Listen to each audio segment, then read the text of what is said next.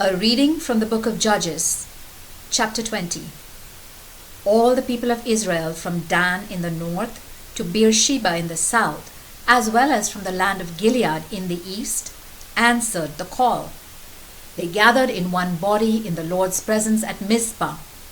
The leaders of all the tribes of Israel were present at this gathering of God's people, and there were 400,000 foot soldiers. Meanwhile, the people of Benjamin heard that all the other Israelites had gathered at Mizpah. The Israelites asked, "Tell us, how was this crime committed?" The Levite, whose concubine had been murdered, answered, "My concubine and I went to Gibeah in the territory of Benjamin to spend the night. The men of Gibeah came to get me and surrounded the house at night. They intended to kill me.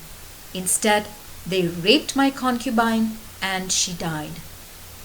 I took her body, cut it in pieces, and sent one piece to each of the 12 tribes of Israel. These people have committed an evil and immoral act among us. All of you here are Israelites. What are we going to do about this?" All the people stood up together and said, "None of us, whether he lives in a tent or in a house, will go home. This is what we will do. We will draw lots and choose some men to attack Gibeah.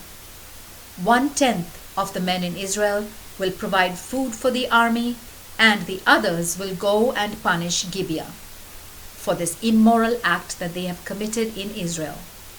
So all the men in Israel assembled with one purpose: to attack the town. The Israelite tribe sent messengers all through the territory of the tribe of Benjamin to say, "What is this crime that you have committed?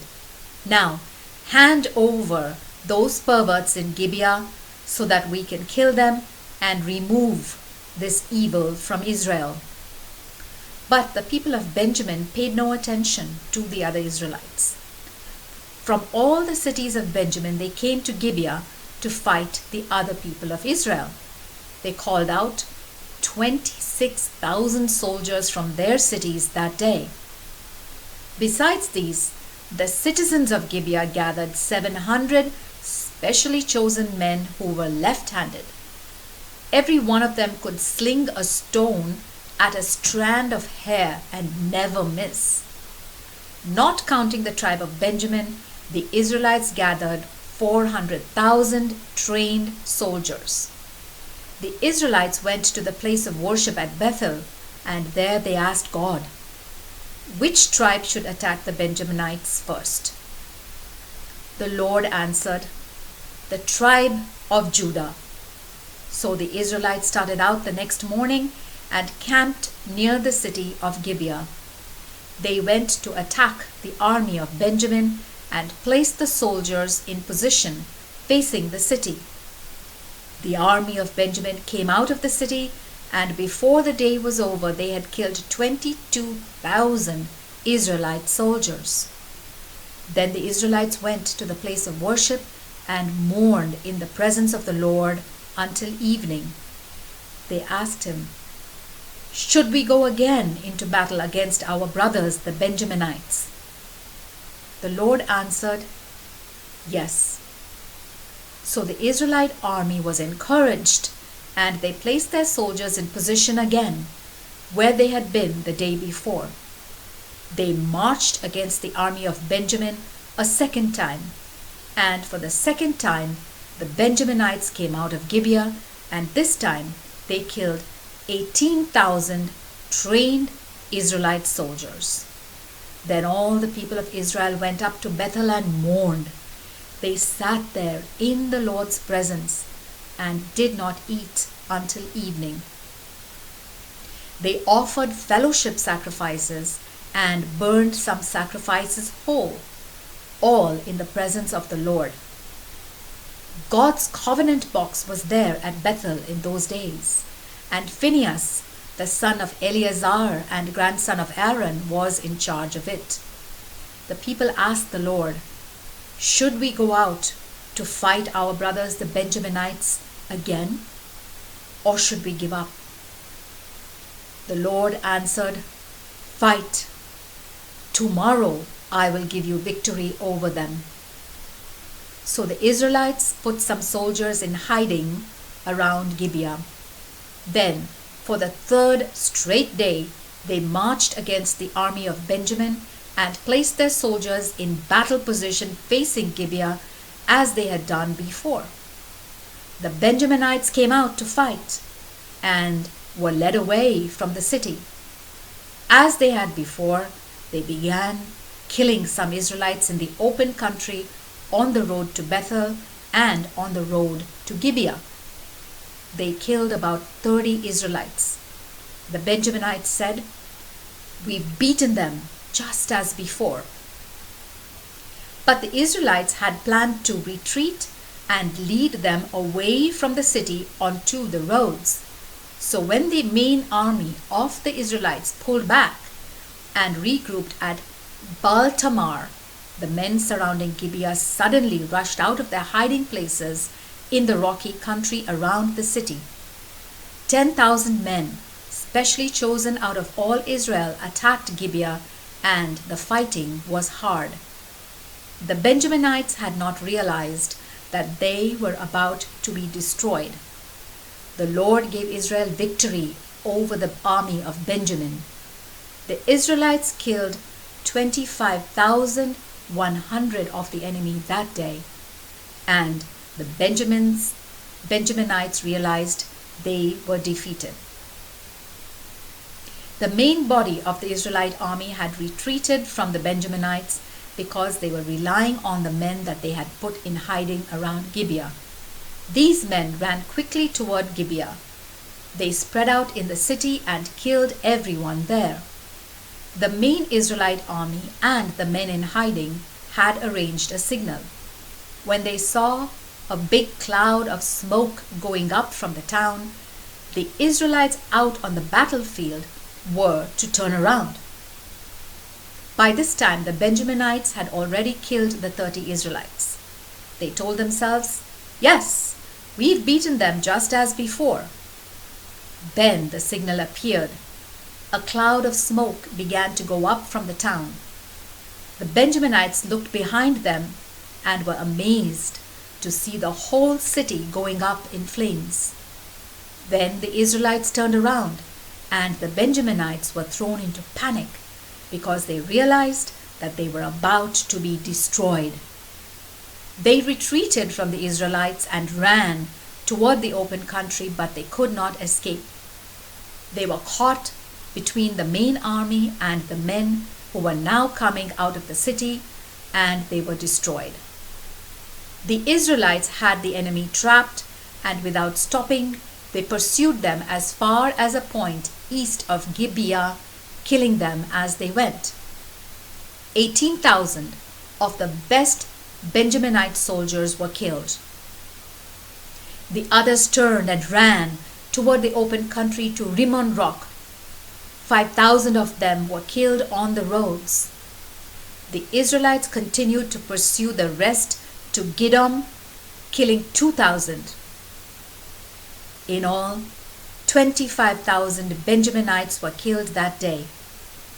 All of them brave soldiers. But 600 men were able to escape to the open country to Rimmon Rock, and they stayed there 4 months. The Israelites turned back against the rest of the Benjaminites and killed them all, men, women, and children, and animals as well. They burned every town in the area. The word of the Lord.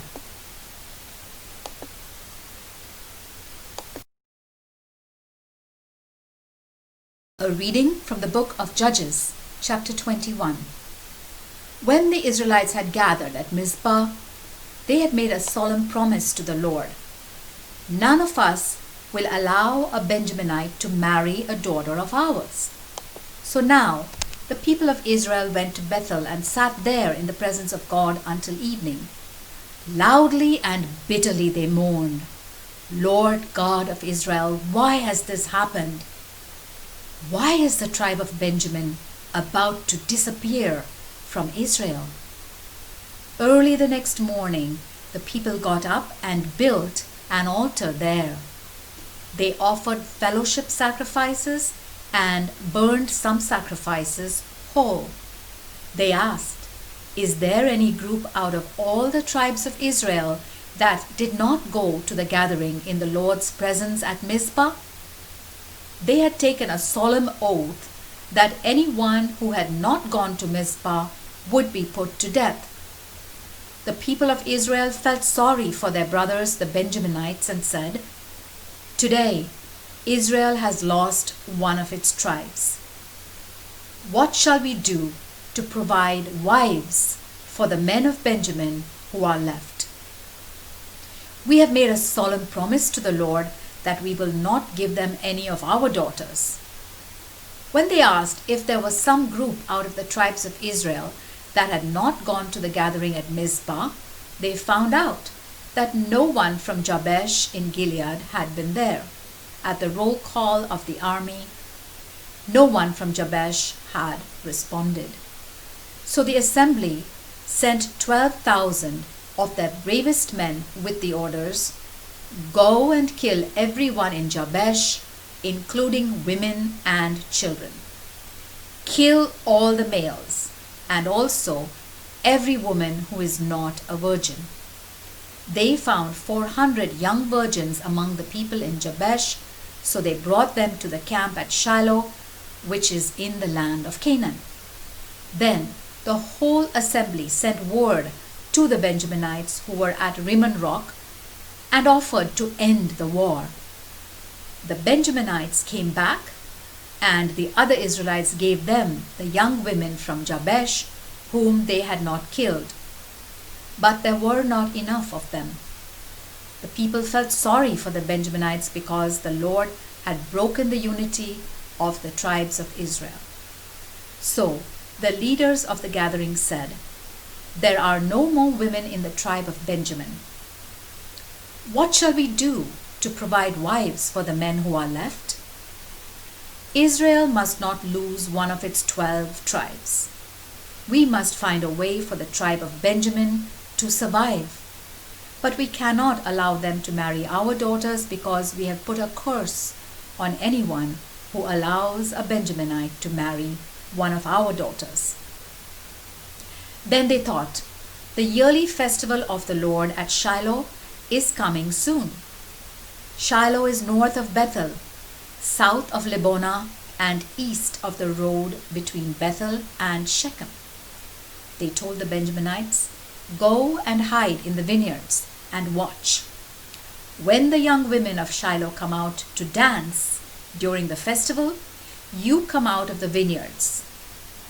Each of you take a wife by force from among them and take her back to the territory of Benjamin with you. If their fathers or brothers come to you and protest, you can tell them, 'Please let us keep them because we did not take them from you in battle to be our wives. And since you did not give them to us, you are not guilty of breaking your promise.'" The Benjaminites did this.